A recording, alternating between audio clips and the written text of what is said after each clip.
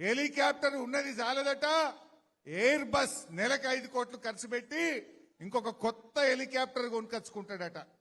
Football షోకుల కోసం ఆ మెస్సీతో ఆడడానికి 100 కోట్లు ఖర్చు పెట్టి ఫుట్బాల్ షోకులు తీర్చుకున్నాడు.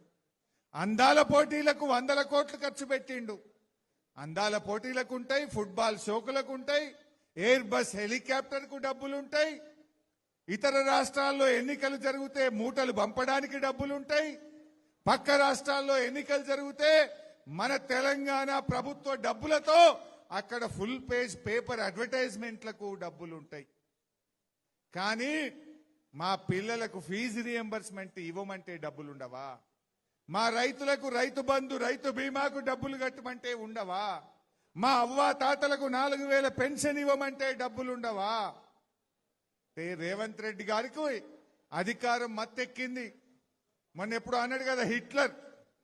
రేవంత్ రెడ్డి గుర్తుపెట్టుకో, నీ హిట్లర్ పాలనను అంతం చేయడానికి ప్రజలు కంకణం కట్టుకున్నారు. నీ నియంత పాలనకు అంతం కావడానికి రోజుల దగ్గర పడ్డాయి. లెక్క పెట్టుకో మిస్టర్ రేవంత్ రెడ్డి అని నేను చెప్తా ఉన్నా.